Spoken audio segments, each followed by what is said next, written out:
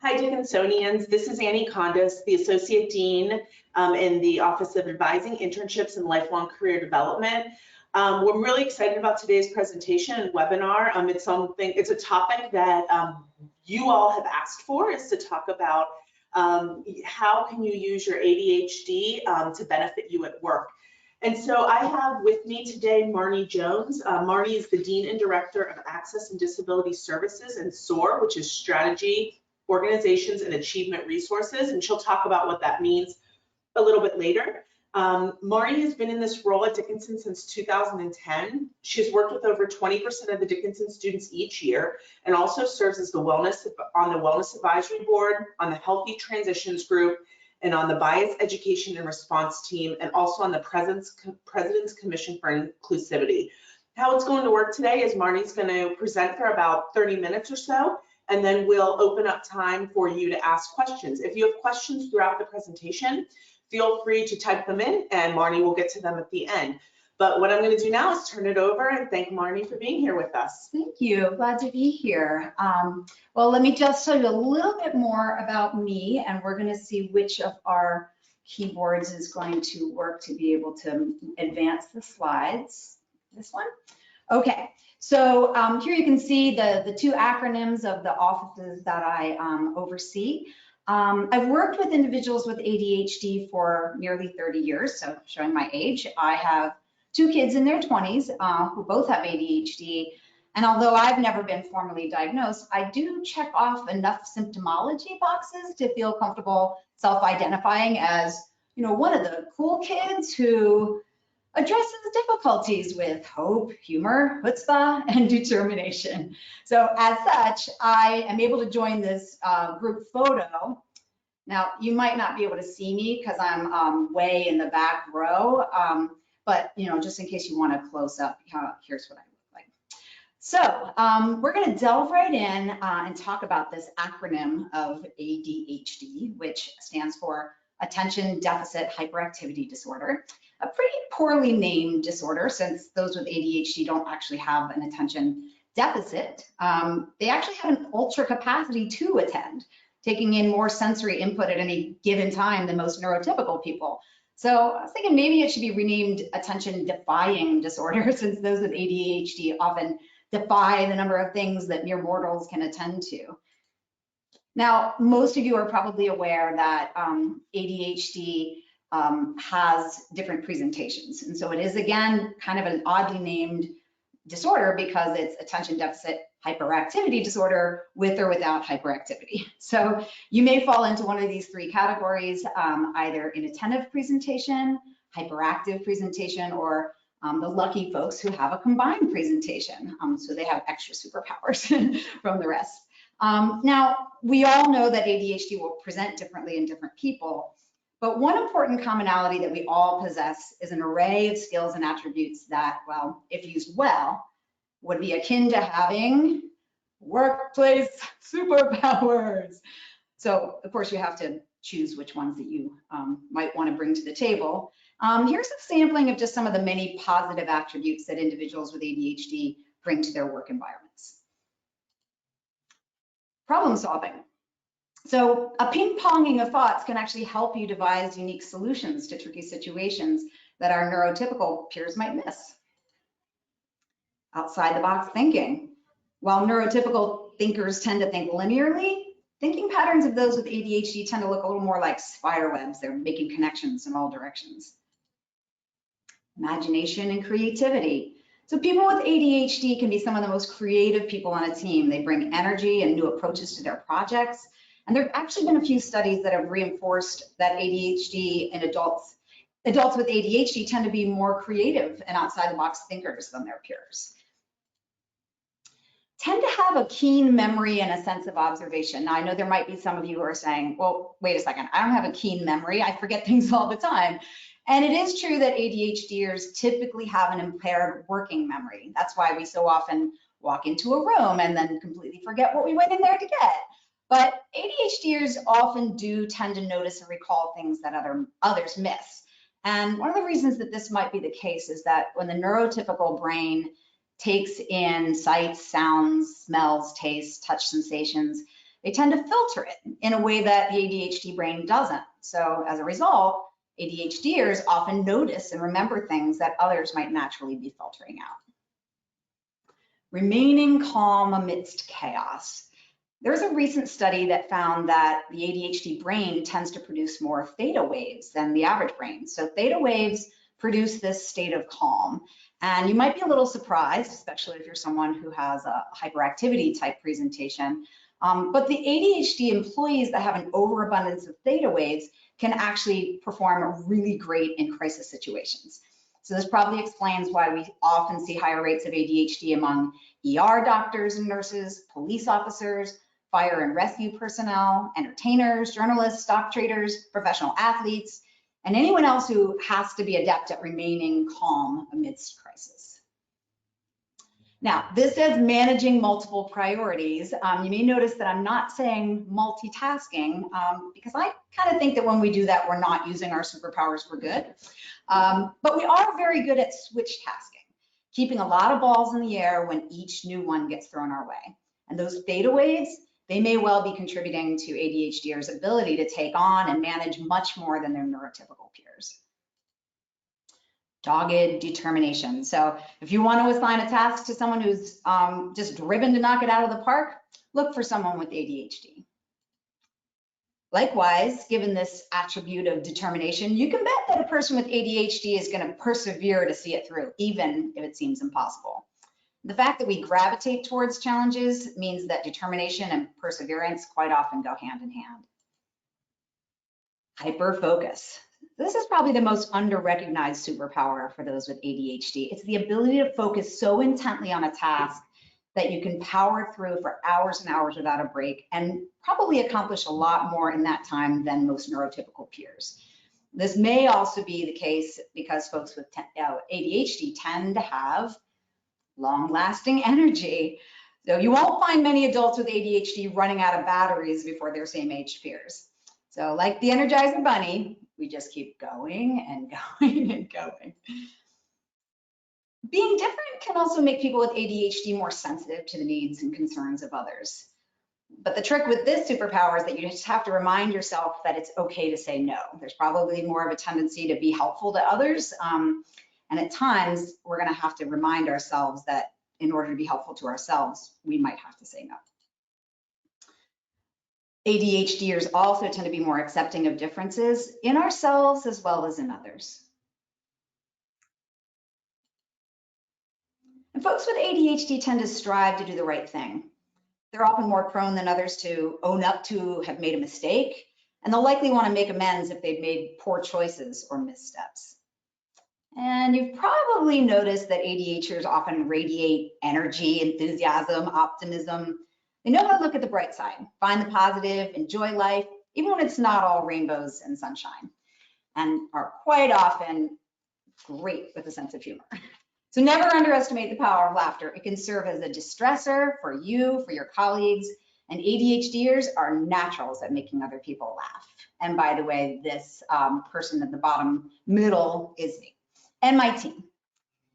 So one of the most important things that you need to think about with ADHD is that there's just no question that having it means that you're gonna have certain tasks be more challenging than for others who are neurotypical, who don't have ADHD. But I would encourage you to think of it like the way that it was challenging for Superman to harness his superpowers when contending with kryptonite. So the first thing is to know your kryptonite, right? So know when you have certain attributes like being spontaneous and able to think quickly can actually get you in trouble. So might your kryptonite be impulsivity? Or might it be giving or doing or saying more than you should? An example of this might be trying to make such an amazing presentation for a meeting that you're late for the meeting.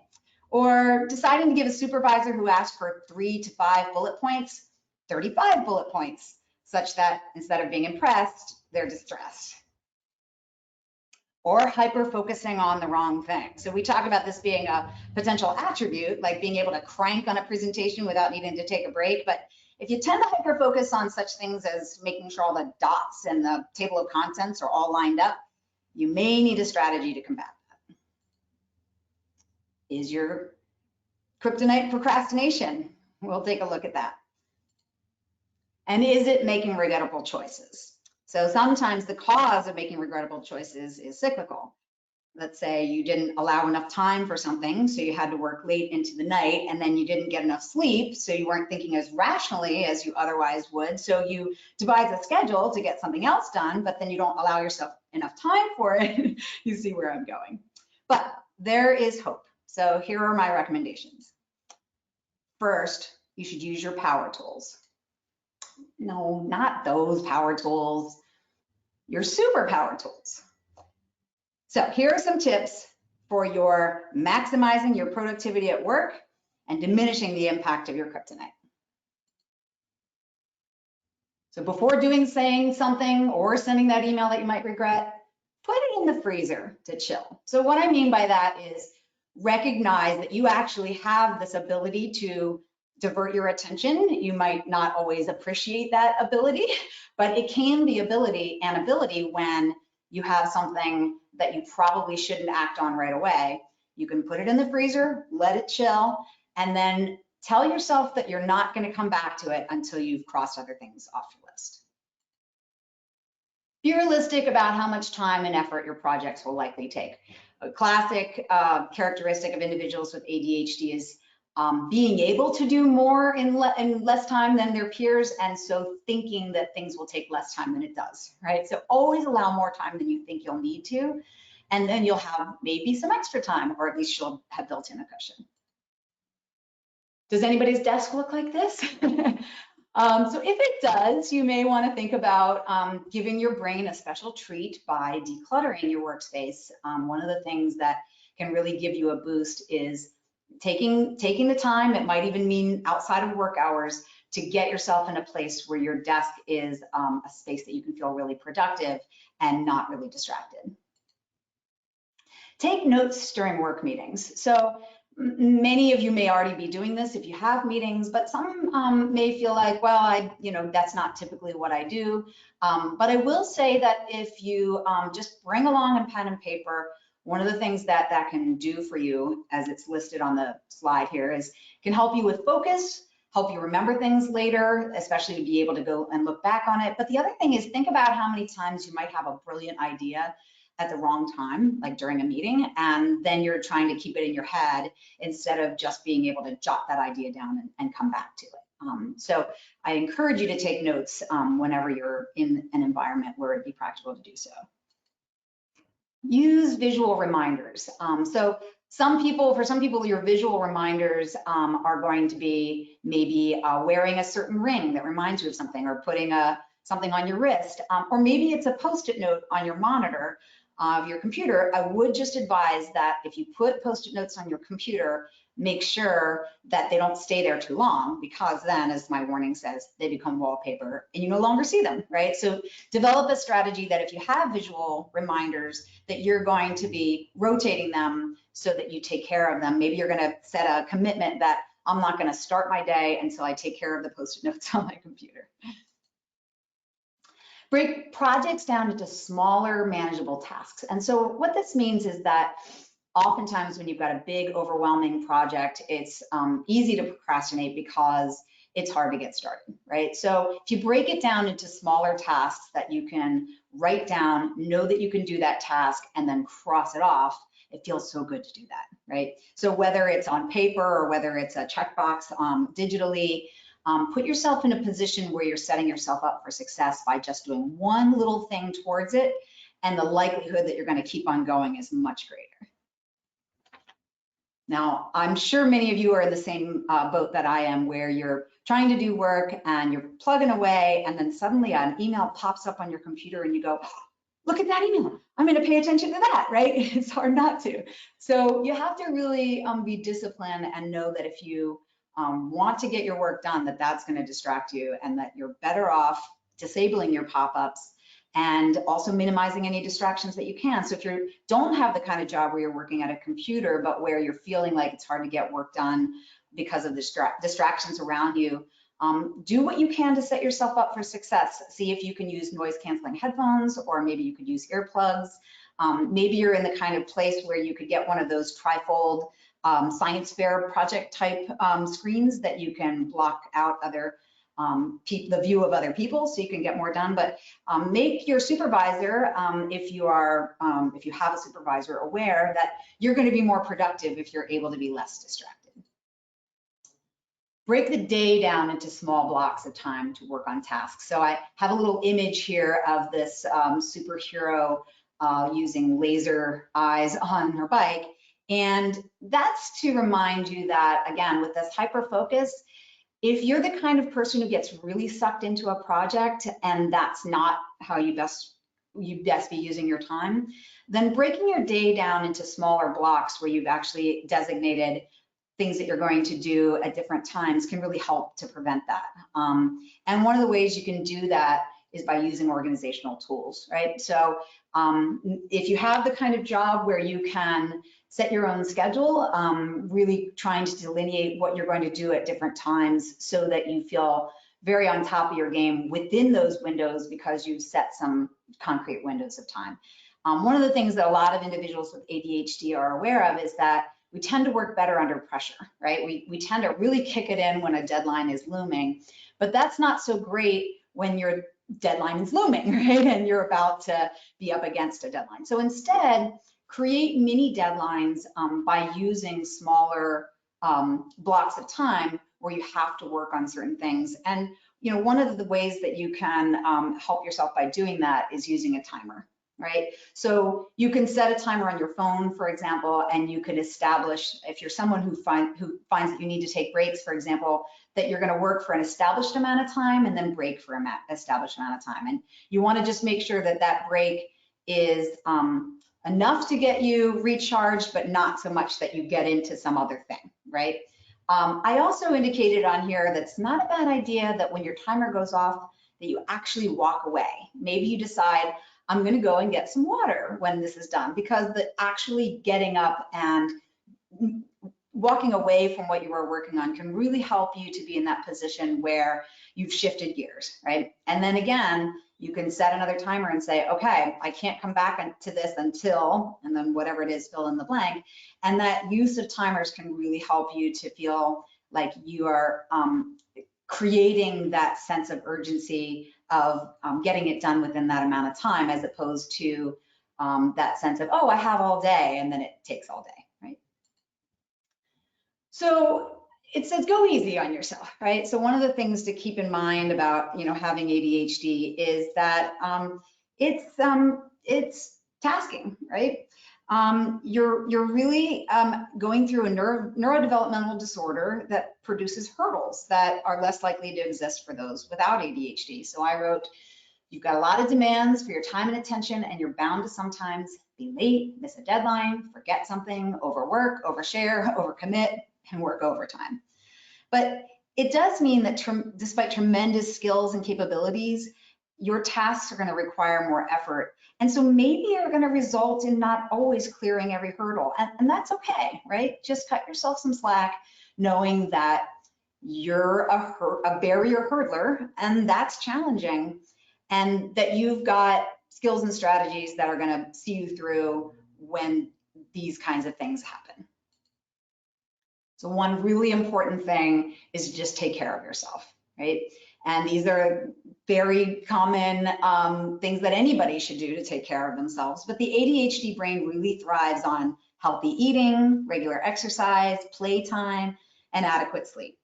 So think about things like when you want to stock up on pick-me-ups for work, that you're buying in advance things like almonds and fruit rather than something sugary. And you should actually schedule time for exercise and fun things. Add them to your calendar and make them be must-do tasks, as opposed to you just couldn't get to it because you had too much else to do. And really, you should plan to go to bed much earlier than you should. I think we probably are all in this boat. And you've probably seen the research on how looking at screens at night makes it harder for those with ADHD to fall asleep. So try reading a book or a magazine to wind down. Even superheroes, well, maybe even especially superheroes, need to get sufficient sleep. So when you're not feeling at your best, let those who you've given a boost to before do the same for you. you're probably going to have at least one other person, if not more, in your cohort of coworkers who's going to be able to give you what you need to get back in the saddle again and feel good about your day. And whether you are an employee or a supervisor or maybe both, this is one of the best superpower attributes that we can bring to the workplace. Acknowledgement and shared joy over accomplishments. It's just naturally uplifting. It improves everyone's motivation to accomplish more. So my final advice is this. When you arrive at work, put on that imaginary cape and be sure to remind yourself of all your attributes and your capabilities. You're a smart, creative, outside the box thinker.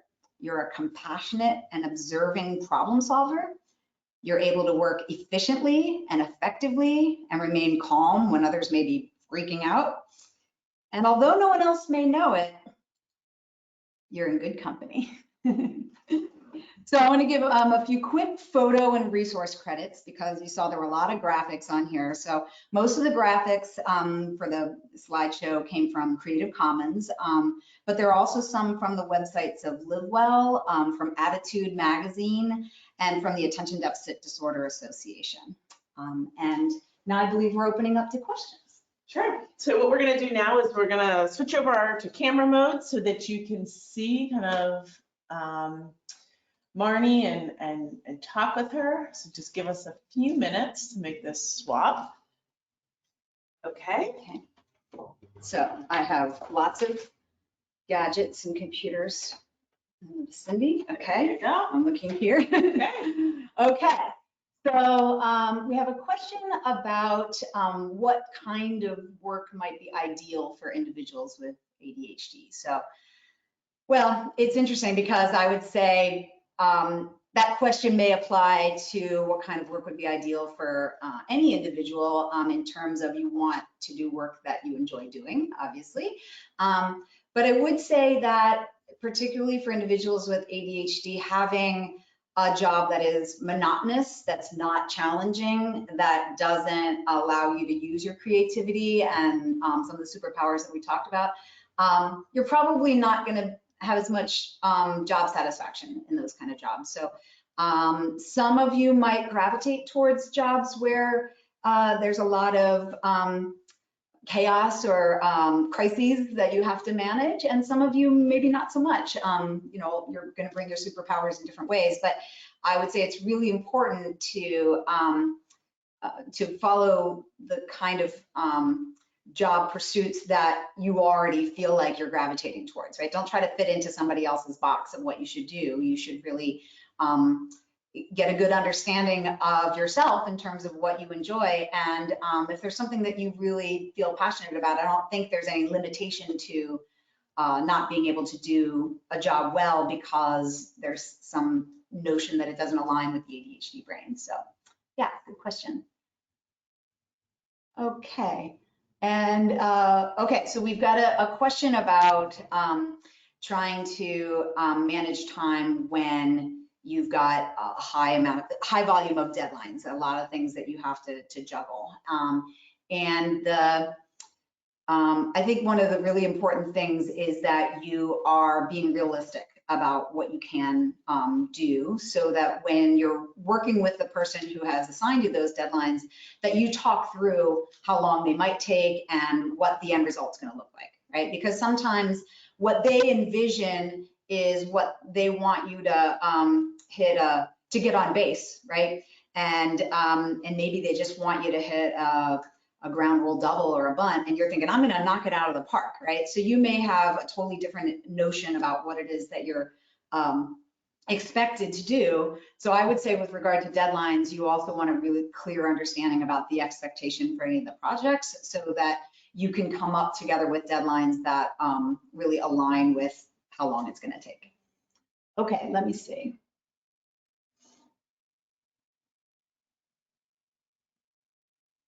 Okay, so this question says, do you have a reference or references or real life examples that suggest that non-neurotypical thinkers actually come up with unique solutions in their fields rather than neurotypical brain, especially in engineering?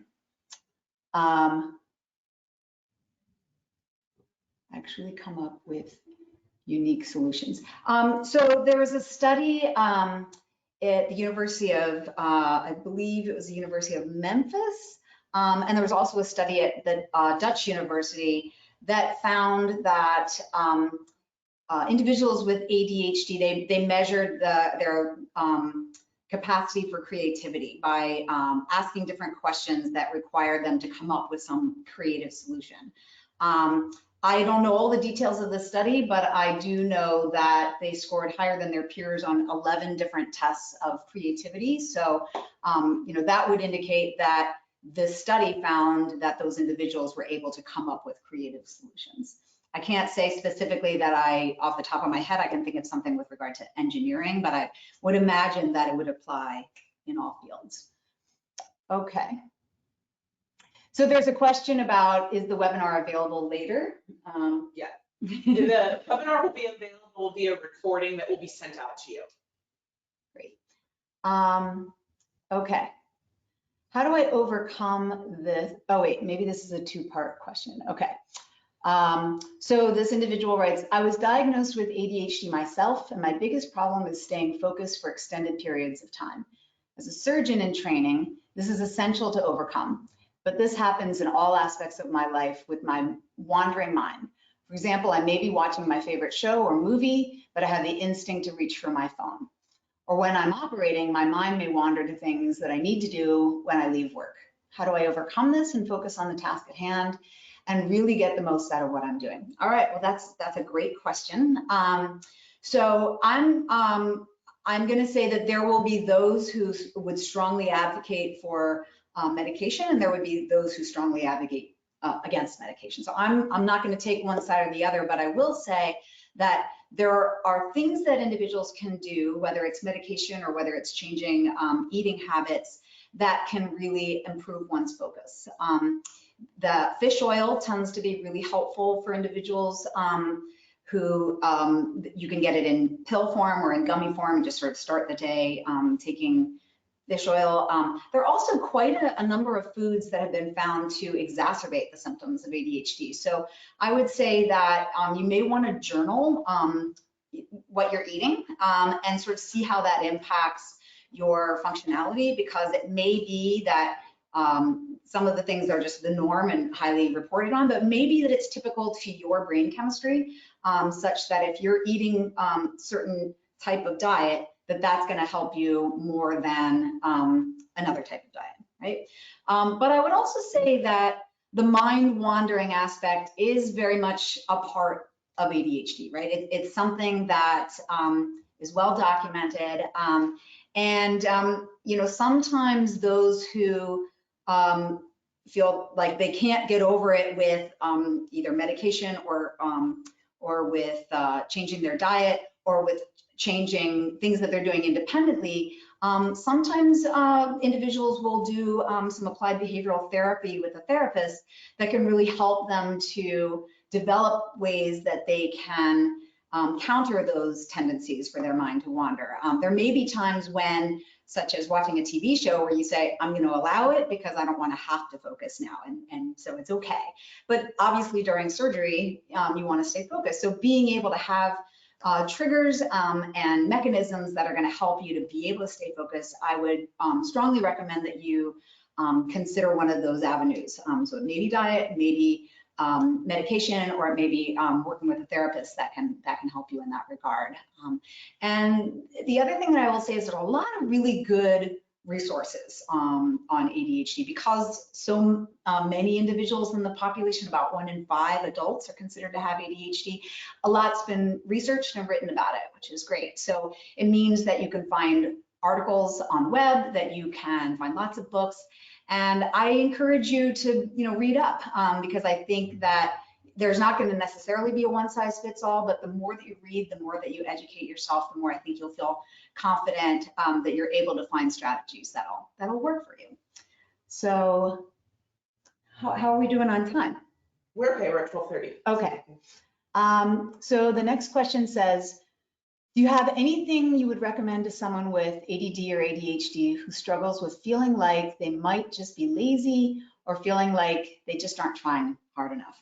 This is a great question. Well, my hope is that it was a big goal for my webinar today was to try to counter that, right? Because I think it's not at all uncommon to have that sentiment. And in fact, there was a great book by Levine called The Myth of Laziness, and it's all about this notion that individuals who may have learning differences are often considered lazy because of the thing that they're struggling with. So I think one of the important things for your own self-talk is to say, okay, this is a neurodevelopmental disorder. This is my brain chemistry. I can't control my brain chemistry, but I can, and then fill in the blank, right? So when you try to think about it in terms of harnessing your superpowers, try to counter that negative self-talk with something that tells you,